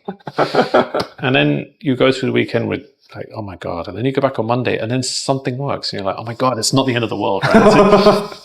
It's the same thing, my friend. It's the same thing. And I think I read a lot. I read a lot of books about ultramarathons and about the challenges people go through and the moments they've nearly given up. And I get inspiration from this. I get inspiration from understanding what other challenges people have had and how they've gone through it. Gary V's of this world don't do much for me, but those who have faced a lot worse adversity than me, because what you do, what I do, what you do with your health, your life, your business, your hobbies, your relationship, it's like this, bro. It's never a flat line. Yeah. It's never a flat line. And as long as someone is there at your lowest point to say, hey, you got this, then I think that's what you need. Personally. Do you think companies now should like look at founders and treat them with a little bit more respect? Because, you know, typical Singapore companies like, hey, do you have a degree? Do you have a whatever, you know, your work experience? But then for people that, you know, probably didn't get a degree and they start out their own business, right? And they are a founder of something. Should an employer start considering these kind of things as a metric for hire? I strongly believe so, because once you're a founder, my friend, you are like a Swiss Army knife. You are doing your accounting, you are doing your HR, you are doing your BD, you are doing your R&D, you are doing your customer recovery, you're doing everything. Something someone says to me often, and it sticks in my mind. It stuck in my mind in the last year, much more than the first 2 years. Do not take criticism from someone else who's never run a business or started a business. There is a million experts in the world, Leonard. There are a million experts in you read 3 books, you're an expert. Yeah, bro. Start a podcast, you're an expert. You have 20,000 followers on Instagram, you're an expert.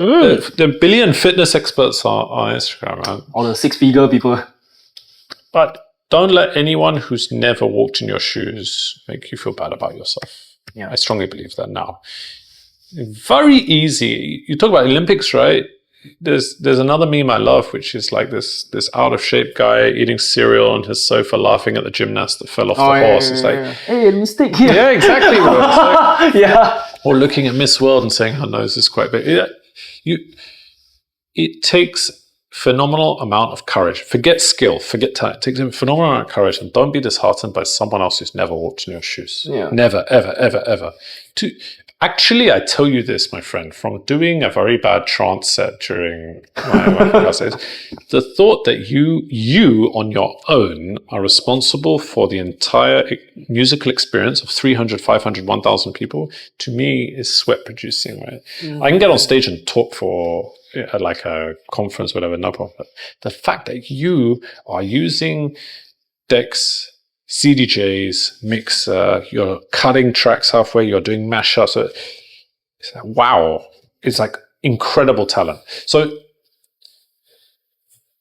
never let someone who's never, ever, ever done that tell you what it is or not to be a DJ. And it's the same with if you're a founder and you've gone out there and you've taken the courage and you've raised some funds, or you've put your own capital up and which is even braver, you said, I'm going to bet on myself to go.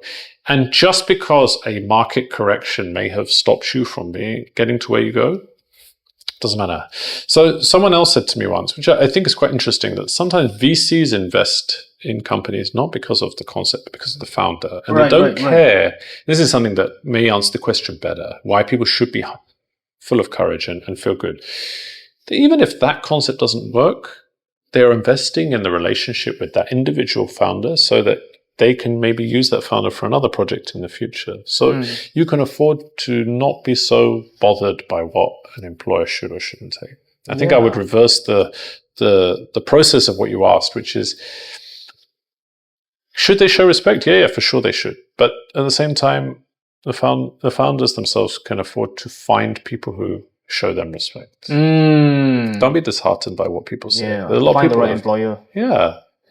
Just the same as it takes a hell of a lot to work in a big corporate for 20 years and rise to the top, it takes a hell of a lot to build from scratch, from 0 to 1 in 1, 2, 3 years. They both have their merits, man. Yeah. And I think unless you have an intrinsic understanding of what the other has done, you're in no position to judge. Yeah. Because I've seen this founder, and he always do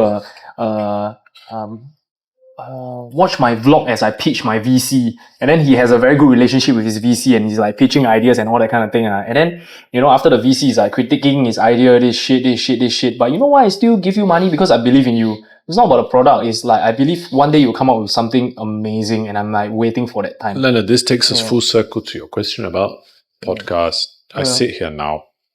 I'm learning as much from you as you are learning from me. I'm getting as much from you enjoyment-wise as you have from me, right? It's a human interaction. Yeah, AI is created. It helps facilitate things, but it requires prompting. The prompting comes from human beings. So I think at the end of the day, we all take a punt on someone. Your team buys a new football player, puts in a striker. It doesn't matter what they did previously. It matters what they do on that first day. And it takes the belief to pay millions of dollars for that guy to come and join your team. Yeah. You fire your one manager, you go and get another manager. In any walk of life you give me, it's always a show of faith, right? Whenever someone starts a new job, it doesn't really matter what they did in the past.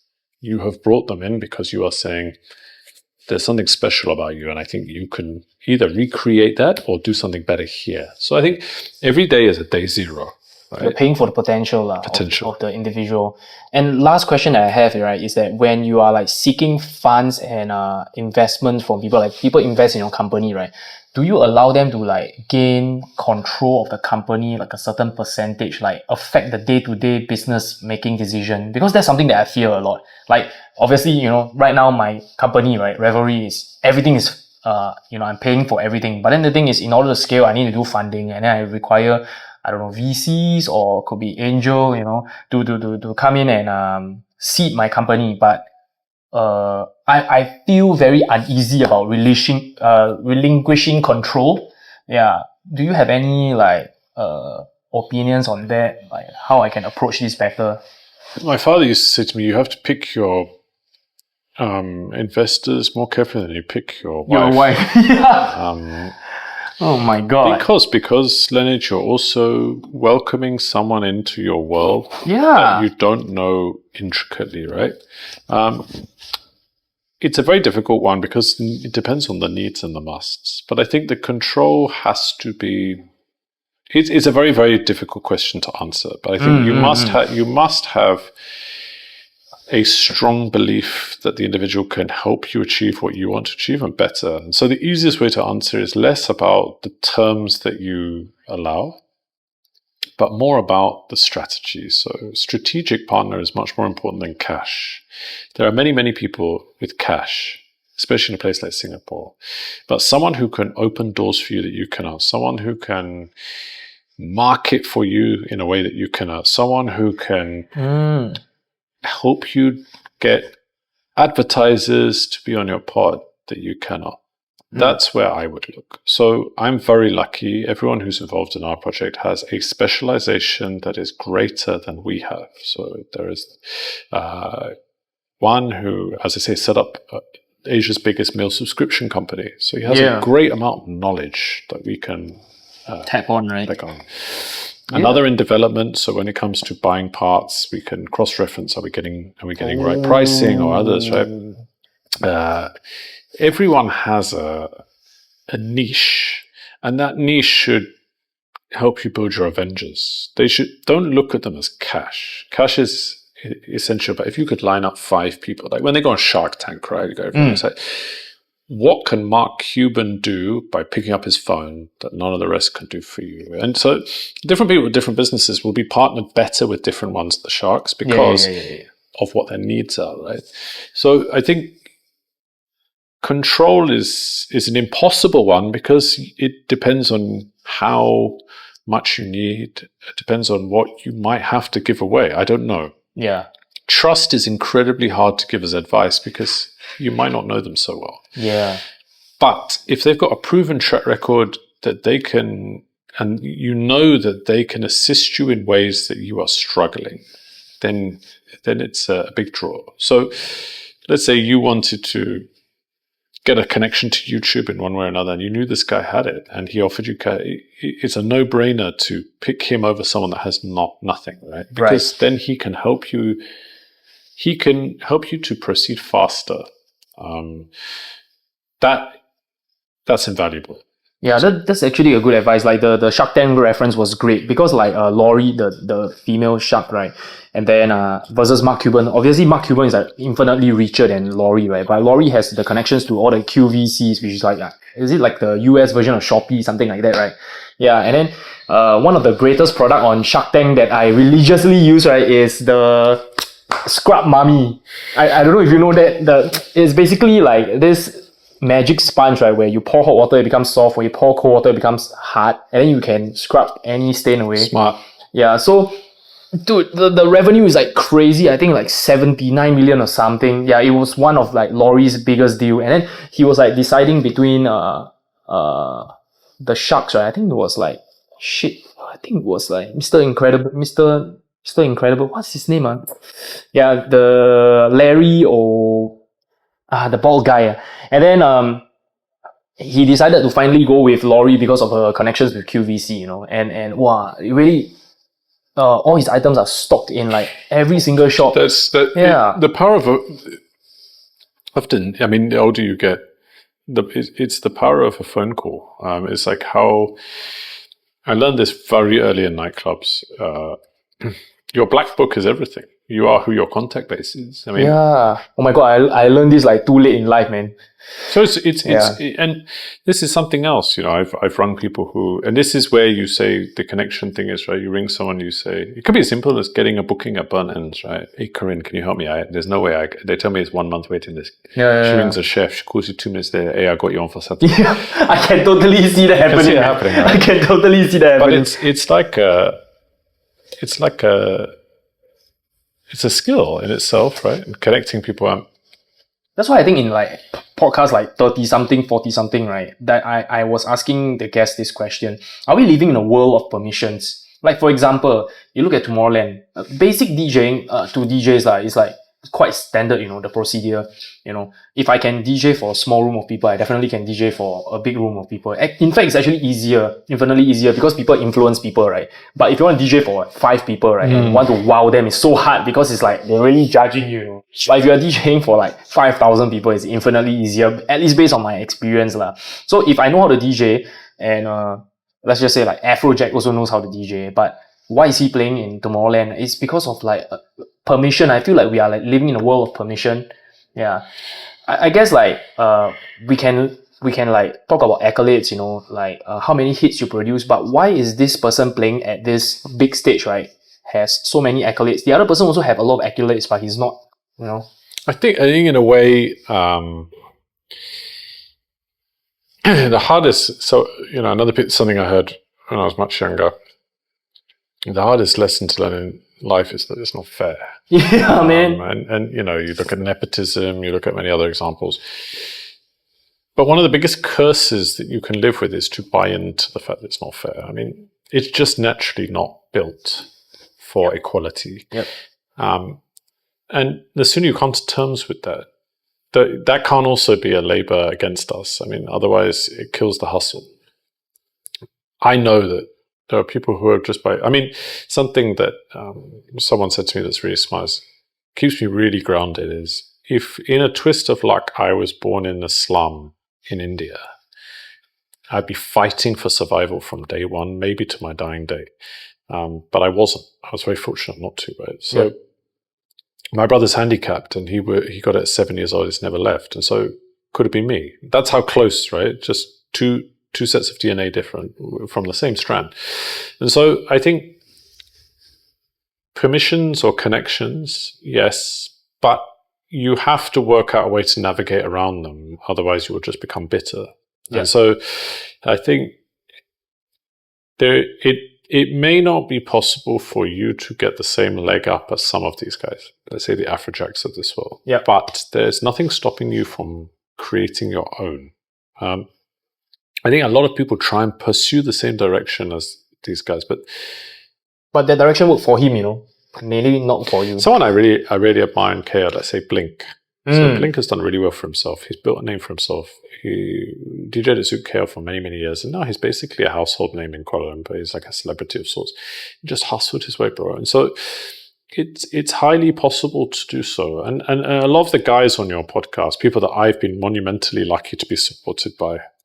When I started out, Sushan introduced me to every single agent that I know. Corinne came to every single outlet opening that I did. Wayne gave me hours of advice on how to adapt to local culture. You look unilaterally across the board. A lot of people, we are all the sums of those who have helped us along the way, right? And so could have sat back and went, I'm not a local, no one really listens to me, no one really understands me, this is not for me, I'm going to go back home. Or you dig in and you just ask for help and ask for advice. I think a lot of people, one of the things I would say to you is a lot of people are very, very shy to ask for help. Yeah. I think it's a major error. Yeah. I've asked for help about 10,000 times in the last 3 years because I'm in a field, I'm not an engineer, I've never built a robot before, I'm not Singaporean, I've never launched a business in Singapore before. The odds are stacked against me. But I just relentlessly ask, and it's something my wife said to me, just ask people and they will, if they say no, just ask the next person. And actually, a lot of people have too much pride to say, going back again, I don't know what I'm doing. But actually, it's very, very relieving to say, hey, bro, I'm a bit confused. And I asked a good friend of mine about employee share structure when she was at Grab. I asked someone else about, hey, do you know a good external HR company that I could ask? Just so many people. And then once you get that monkey off your back, actually, there's no reason why you can't go past an Afrojack. Because if Afrojack's relying on favors, you get sued. We're making this up. Hypothetically speaking. Some DJA, but you have gone about it your own way and you've built that structure and you've built those foundation blocks. There's no reason why you cannot succeed. Ask for help. And at one stage in his career, DJA would have asked for help as well. So I think you might be right. We do live in a world of permissions, but there's no reason to suggest why you can't get those permissions. Yeah, that's true. And if you face someone who says no, just detour around. A guy I grew up with used to say that a no is not a stop sign; it's a speed bump. It slows you down, but it doesn't bring you to a halt. Yeah. And so something I live by is seldom. And I moved to Malaysia. I moved up to Genting Highlands. I was one of about 5 white guys there, and I got the word no on a repeated basis. But I didn't want this to fail, and I didn't want to leave, and I just kept pursuing. And trust me, there are many lonely times I spent up there. But honestly, I really enjoyed myself and felt that all these very small victories were worth it. But they all came at the expense of someone else helping me out. Yeah, I had countless people there who did. So you can get those permissions if you want them. You just have to find the right people, give it to you. Yeah, right people is the key. Because I still remember back in the day when I was in NTU, right? Me and a bunch of, I still remember China people, right? We're all studying our butts off, Whereas all the business people, right? They are just like going around the hostel on skateboards and like hanging out. I'm like, dude, y'all don't have exams and shit. I'm just studying all the way. And then right now they are doing pretty well in life. And it's all about connections. And let's just say you're an engineer, right? You climb up the ranks through your technical abilities, but eventually you'll reach a point where, okay, you're a manager. Then it's back to human relations again. You can't escape that, So I always say this, one of my biggest regret when I was in uni, right, is like exactly, back to the start when you were saying you were being put in uni at too young an age to understand what to do at uni and how to fully utilize it, right? Is that you should be there building connections with great people, and then choose what you want to study and you'll be passionate about it and you will just, throw all your energy into it, rather than just like sleeping on recorded lectures and shit. Yeah. I would say that the people who leave Harvard leave with two things. They leave with a very solid degree, but they leave with an amazing network of people. Wow, the alumni network is like crazy, man. So that's, I think, what they're investing in. Yeah. So I think, you're spot on there. But it takes someone to help you open up your mind to that, to see what you can achieve. And some people, another thing that my dad said to me is opportunities pass you every single day, but you must be aware enough to welcome them. So on a bad day when your head is clouded and you're miserable and you're negative, they're passing. They're there. Someone's walking past you. Someone's made eye contact with you. Someone wants to give you a card. Someone wants to say hi. Someone wants to, but you're not there. So you just dismiss everything and you're negative and you go in a bad flow. Yeah. And then you say, life's not fair. I never met these people. I never get these opportunities. But like 15 of them try, but failed. But when you're in a good frame of mind and you take that business card, you meet that person, you leave a good impression. So I genuinely do feel that. I think every day you go about your day-to-day business, there's something there. It just depends where your mind is at. And therefore, if you take that mindset, which is very hard to do on a day-to-day basis, man, because we all have ups and downs, but you can do exactly what you described, which is go through life happy, enjoy it, and maximize it. Yeah, correct. And second lesson is no is not definite. It's not definitive. It is just a speed bump. Yeah. That's these two lessons. Like, people really have to know lah. Like, stop being over obsessed over things that don't matter. Basically, yeah. I have another. Hey, bro, yeah. It's no today, but in a better frame of mind. I mean, it's like asking permission for something when you're growing up from your parents. Yeah. You know the right time to ask to get permission, but if you ask today, it's a definite. You just have to pick your moments, and then life. This is life is very repetitive, and people fall into very small boxes and brackets, right? So eventually, you just naturally understand when to propose ideas, when to ask permissions, when to ask for help, and when to get yes. Yeah. And before we end this podcast, another thing that struck me was I was doing a podcast with Race, and he's from Jacksonville, Florida, and then he comes into Singapore, right, and he realized, hey, actually this is a very small country, and you cannot afford to have enemies lah. Like, even if you don't like someone, right, you have to like somehow live with the fact. Unlike in the US, because I was watching like vlogs with my girlfriend, and then we realized that, hey, there's this thing that people in big country always do, like they fucked up in one state, right, then they can move to another state and start over, Yeah. Like, for example, your Logan Paul, and then he do some controversial vlog stuff, right? And then after a while, right, people can forgive him. He like kind of start a new life and kind of thing. But then when you're stuck in Singapore, right, you cannot really move anywhere. You're like basically stuck lah. So how do you like kind of like navigate relations in a way that you are at peace with everybody? Yeah. I think two things. I would say you can't. Right. Because we're all different. So for every person that will like you for being outgoing, there was someone who will find you annoying. For everyone who will like you for being direct, there was someone who will think you're obnoxious. For so you can't please everyone, but you must be content with that. And I think the older you get, the smaller your social circle becomes, because the less patient you become, the less inclined you are to please everyone. Yes. You take it as but then you limit the amount that you're exposed to different people, right? You don't attend this dinner party because you know that person that winds you up is there, therefore you just don't bother going. It's easier not to go, right? But I started to do that already. Oh, you see? The second thing is, I think the concept of just jumping state is very unrealistic. If Logan Paul could do it because he's worth 100 million, so be it. But I think if you are the kind of person that is creating enough tension to have to relocate, then you're problematic. I think conflict management is a major, major lesson in life. And it's a learning curve, and it's not something I've always got right. I think I learned it very quickly when I started working for clubs in London, not to step out. So you leave university where you're a bit cocky, you come in, and then I realized there are guys that could really hurt me if I stepped out of line in the real world. Yeah. There are people that live in the shadows that you just wouldn't ever want to come across. So I learned very quickly about my limitations. Yeah. I might be a 6'2" guy here, but in London, I'm everybody's 6'2". So I think it's an amazing question, Leonard, but it's a very difficult one to answer, because you will face conflict. You will face people that annoy you. You'll face people running out the wrong way. And one thing I can say that I've unfortunately only learned through bad experience or making bad decisions is it's seldom worth it.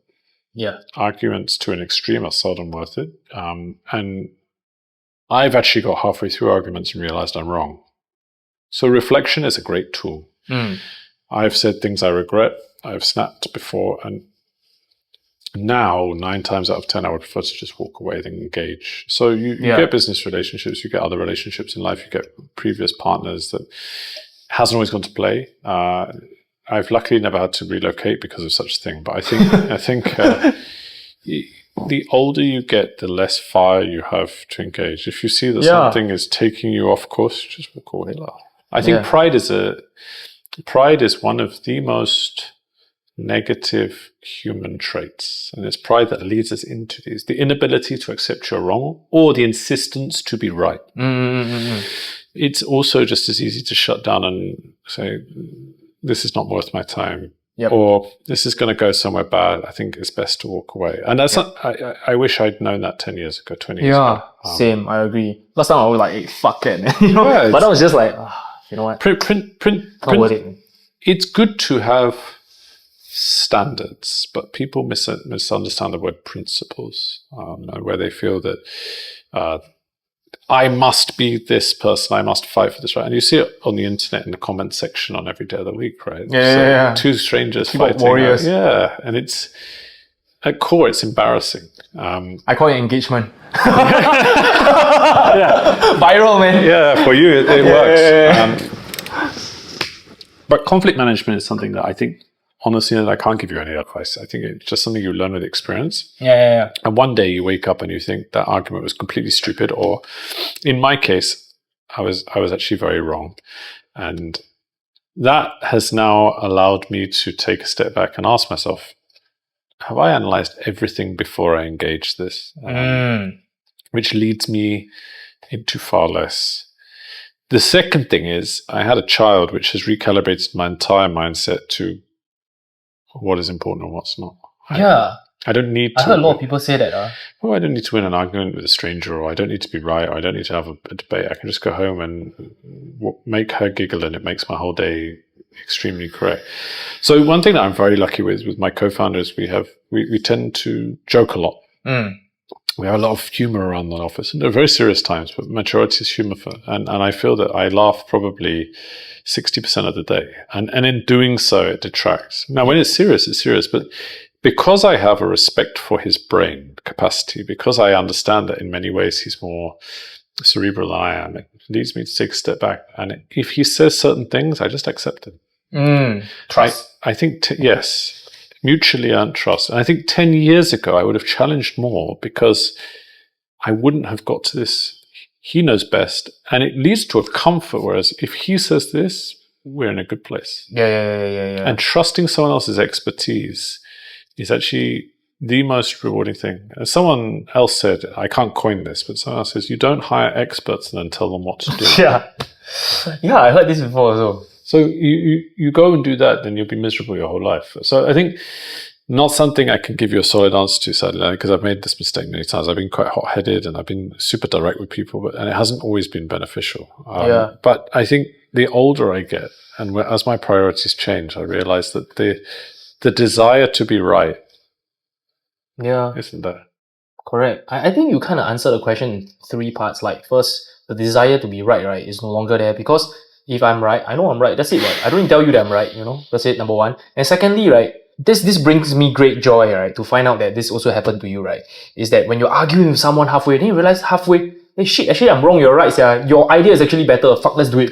Then, initially I want to use my idea, right? But you have an idea that can be better. Because this happens together with my teammate that's like doing this revelry thing with me, Harvey. He's also like fucking smart. And then sometimes halfway arguing, right, then I realized, hey, shit, actually your idea is better. And then we diverted our trajectory to like something better because of whatever he said. That's also another great answer. And then the last thing is like, probably because of the fact that as we are older, our priorities shift, and then our fire lies somewhere else. I wouldn't say our fire die, but our fire is somewhere else, towards our family, towards like our succession plan, etc., etc. That all these are become pointless already. I'm also at a stage in my life which, ironically, I wish had come earlier, where I have a hunger for knowledge far greater than I did 20 years ago. Meaning, from social interactions, I learn a lot more. From people's experiences, what's it been like? How did you do this? What are you doing? Yeah. John Langan moved to Genting to live alongside me in Malaysia. I remember having a disagreement with him on his very first day. And then afterwards, the next 3 months were arguably my most enjoyable there. And I spent so much time with John. And I learned so much because he's got a marketing mind that is so far advanced to anyone else I've ever met. Yeah. Crazy. So smart, so funny, so gifted in ideas. And it made me, to this day, regret that argument we had on the first day, because I gained so much from John in the 3 months afterwards that I would have betrayed on that first day. And now I got so excited to show him my machine and get to try my food, because I was like, John, what do you think? What do you think can happen? And starting your own thing is very humbling, because you cannot design for yourself. I cannot design what Joe would like, because then I have one customer. Yeah. So you when you start canvassing hundreds of people for their feedback, you will be kicked down. Someone will say, hey, I don't like this. This isn't so good. This is not so great. I don't like the look of this. And then 3 years later, you get to what we have, which is the combination of many opinions, right? If I had been combative, I would have just discounted everyone else's opinion. I would have launched something that suited me, but X million Singaporeans may have hated. So it is the combination of being humble and realizing that you cannot do. It's not even you can do everything. There's so limiting amount you can do on your own. Yeah. And I think that's the most amazing thing. And that's why my mindset is different now, because whatever you're telling me, you're right. I have the choice to discount what I want to discount, but I'm inevitably going to learn something from even the most simple interaction. I'm going to learn something, because everyone is a potential customer. Everyone is a potential feedback. And oddly enough, everyone is actually a potential friend at some stage. You don't know. You could have the most in common with someone. Yeah. So I wish I'd known this 20 years ago, man. But actually, I think it's best if you know this now, not 20 years ago. You know why? Because when you're younger, right, maybe you're more naive, right? So you believe everybody. True. Right. But now you know who to believe, That's why you can adopt the right principles. Yeah. I remember when I was like 20 plus, when I was in Polytechnic, before university, before army, right? And then we are doing project work. And then I see some other team, they are doing project works, right? They are like adopting ideas of their friends that doesn't work. But because this is my friend, I believe my friend, then it just results in a freaking disaster. Yeah. So I'm glad that, we adopt this kind of mindset when we are older rather than younger, because we can be a little bit more selective and smarter with the... True. You can spot a fraud. Yeah. That's why. Okay lah, I think that's all for today. And I can't wait to when the machine is ready, right? Then we can have an episode with a bunch of people, and then we just hanging around the machine and makan. Yeah.